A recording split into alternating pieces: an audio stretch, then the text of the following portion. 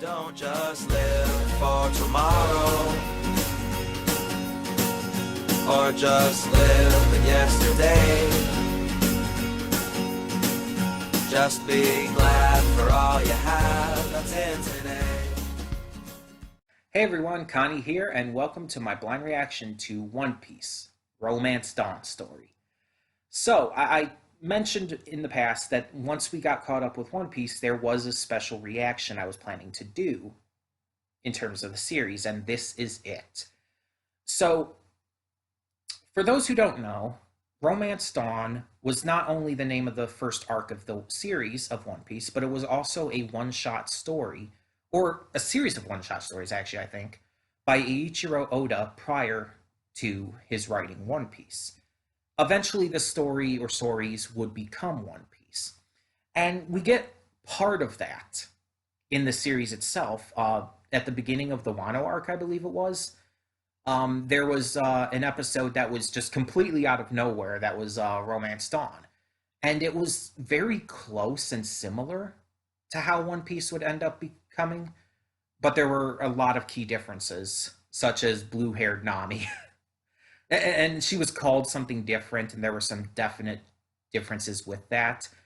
She had a pet, I think it was a bird. And honestly, it makes me think of Vivi because she has Karoo. So I wonder if that actually ended, if like obviously she became Nami, but I'm wondering if Oda brought back the idea of a blue-haired female character with a pet bird. I wonder if that ended up becoming Vivi as well down the line. But this is supposedly something very different. This is an OVA special. And yeah, I know nothing about it. Other than I've seen a couple random clips in an AMV. And that's actually why I was interested in checking this out. Because I had seen that AMV with those clips, and I noticed them, and I'm like, I don't recognize that at all. It's like I don't recognize it from any of the movies I've seen. I don't recognize it from any of the episodes. And so I went to look and find out what it was, and I found out it was from this. And so it's like that's the only context I have for this, and I don't even remember what those clips exactly were. So yeah, this is going to be interesting. So again, I assume this is based off of at least one of those prototypes for One Piece. I don't know exactly how this is going to go. I don't know the story behind this. I know nothing. I don't even know when this was made exactly, so I don't know where the animation is going to be at, because One Piece's animation throughout the years has exponentially changed and grown. You look at the first episode compared to the most recent one, and it's like you're almost watching different shows in terms of the animation. Yeah, the art style looks very similar, obviously, but it's even clear that that's even changed slightly to fit more modern animation times and everything. Um, so it's like I don't know when exactly this came out or any of that jazz, but I am excited to find out what this is like. You guys know at this point I am a big One Piece nerd. It's my favorite series, so it's like I definitely want to check this out. There's still a few movies I haven't seen too. Maybe we'll check those out in the future. But I wanted to save this specifically for when we caught up, and well, we're caught up on the series. So yeah, just a special little thing to bring in today for the fun of it.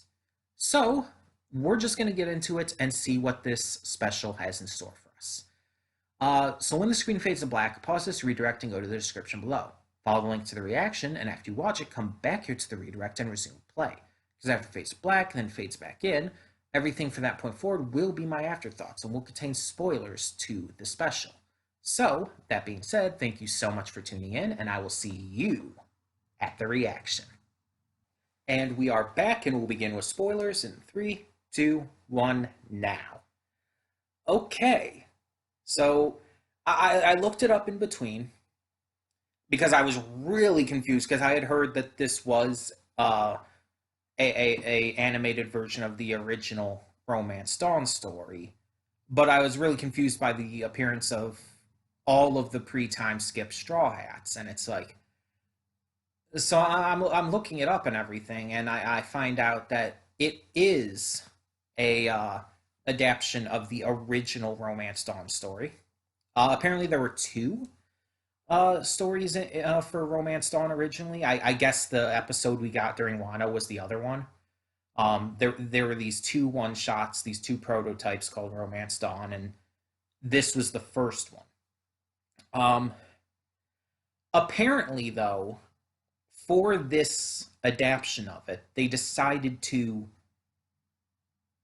include all of the members of the Straw Hats up to that point, as of where the manga was at that point, because apparently, like, this came out like after.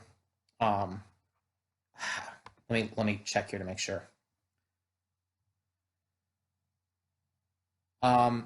This came out in 2008, but it occurs between Thriller Bark and Shabandi Archipelago in terms of like when it would have to take place because of Brooke being there. But I think like when it actually came out, Shabandi wasn't actually, or Thriller Bark wasn't actually either done or happened yet. I would have to look up the exact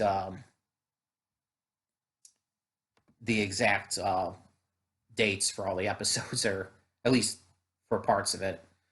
Um, so I was confused, but I guess it was just a decision they decided to do for this special, um, to kind of like update it all and give all those fan favorite characters of the crew that we all know and love. Um, because apparently in the original story it was just Luffy. Obviously, the Thousand Sunny wasn't there. It wasn't even the Going Merry at the time. Um, and obviously the Mini Mary wouldn't be there and all that. So yeah, it is a little different, but the main gist of the story otherwise is the same.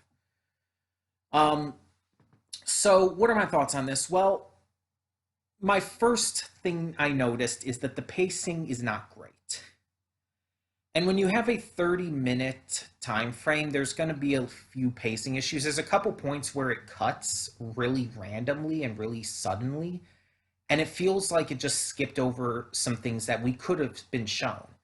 I feel like if this special was closer to an hour, it could have been paced out a lot better, but having it only be about 30 minutes, um, it causes it to be a little more cramped, and causes things to be a little more rushed. Because if they did expand on things just a little bit more, I think it could have been great. Because I like the ideas, I like the story, the general gist of what was going on. I like Silk as a character, even if she didn't have too much to her because, again, of the pacing and the short time. I do like what we did get for her. Um, and obviously, the bad guy very much reminded me of a lot of different One Piece villains, for different reasons. But there's a lot of dialogue, especially, and a lot of specifics that was very reminiscent of Buggy. Like the fact that he got really upset over his mustache being called weird is very similar to how Buggy would get upset over people insulting his nose, or again, at least him thinking that people are doing so. Um, Even the town having a mayor who has that kind of hairstyle is very reminiscent of Mayor Boodle from the first arc of the series, or not the first arc of the series, but with Buggy and all of that. The first arc after Zoro joins the crew, let's put it that way, and the arc where Nami technically kind of joins, but before she really does after Arlong. Yeah, you guys know what I mean.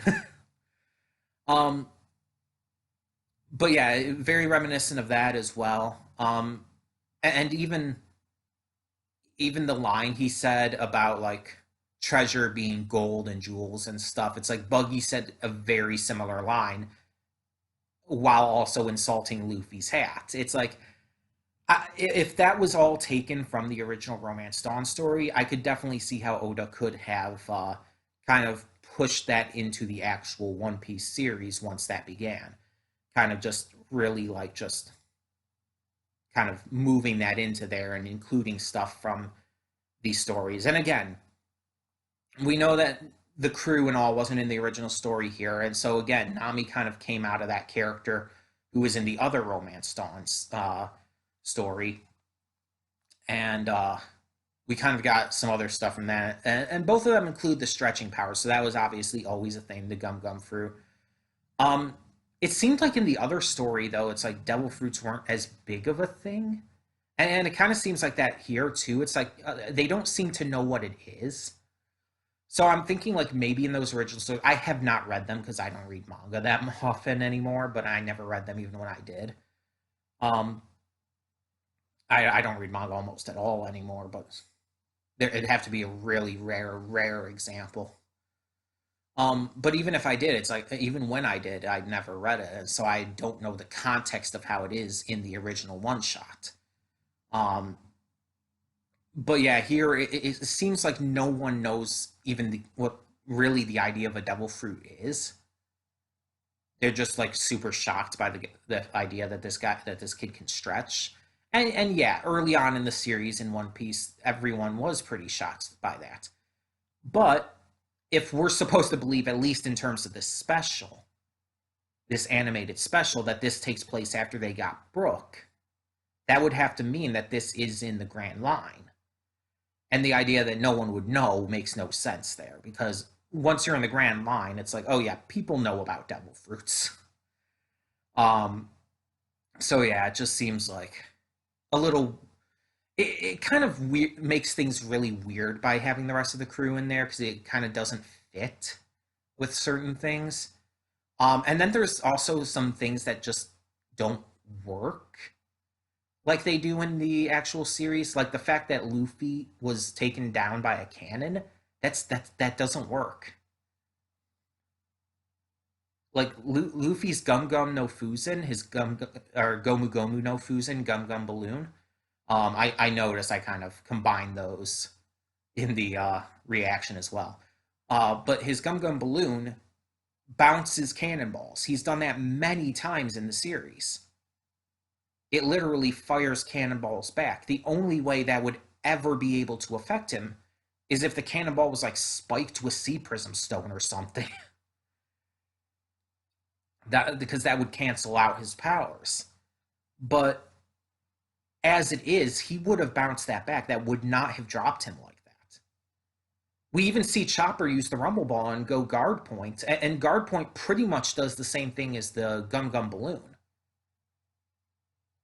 It's pretty much the same thing. So it just seems like a really weird choice. Like if they were going to update things a little bit for this, they could have done that too.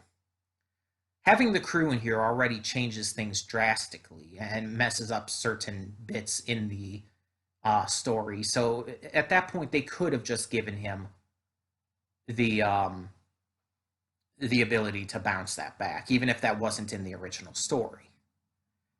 Also, I mean, also there's the fact that he uses Gear Third, his Gigant Axe. Um, it's like definitely wouldn't have had that at that point. I really doubt that existed in the original story. So it's like, again, it feels certain choices here feel weird to me. Um, but yeah, I really liked Silk as a character. I liked her fighting attitude, how she's willing to defend her treasure, which is the town, to her dying breath, pretty much. And I really like her backstory. Like that was definitely the highlight of this special. The idea that this pirate crew came and completely destroyed this town to the point where everyone had just completely lost hope and were ready to just give up and die.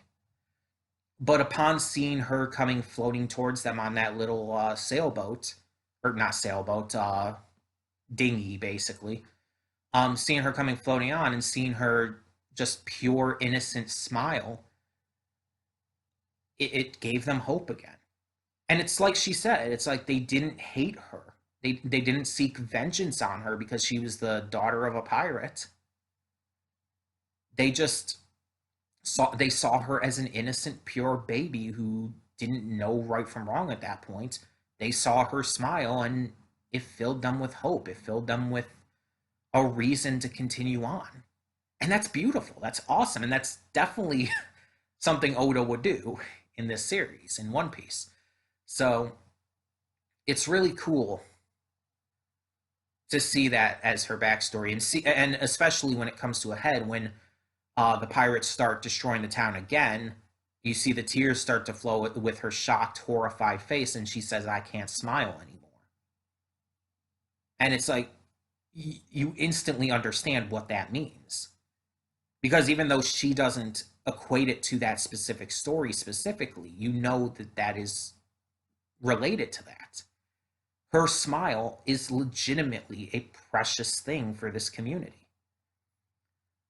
And that's why her smiling at the end and everything, again, after Luffy saves them and defeats the pirates with the rest of the crew and everything, why it matters.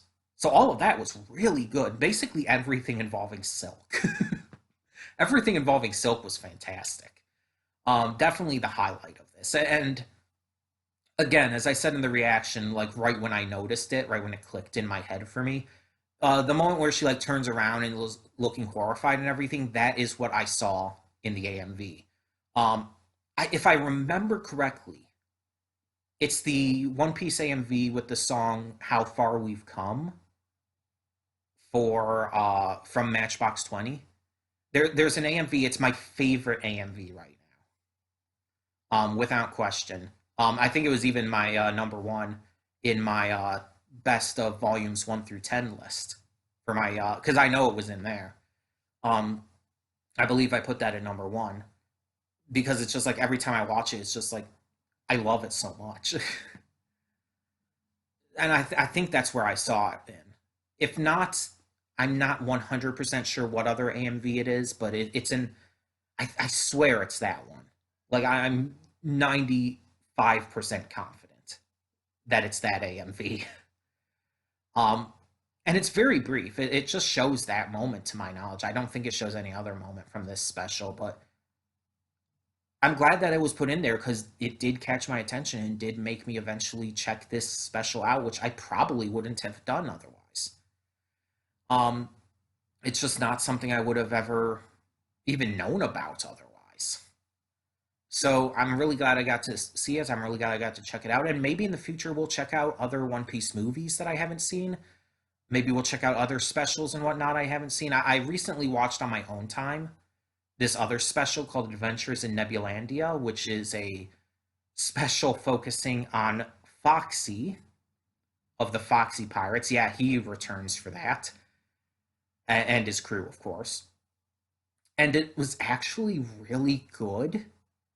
And it's like it's the one Foxy thing in the entire series, even though it's not canon, obviously, but the one Foxy thing in the entire series that I like really like, because I'm not a huge Foxy fan. Um, it's not like as good as any of the really good stuff from the main series or anything, or even a lot of the movies or specials or whatnot, most of them. But it was actually still very good. But maybe I'll find out about more specials and stuff like that that I could check out in the future. Because there's probably a lot more I haven't heard of. It's very possible. So we'll see. We'll see. But like I said, I wanted to do this because of catching up, just as a celebration, a kind of special reaction, just to celebrate us getting caught up with the series and watching the episodes weekly as they air now. So thank you so much for tuning in and for continuing to join me on this One Piece adventure. Tell me in the comments below what you thought of Romance Dawn's story. And for now, I'm Connie, and I'm signing off. See you all next time.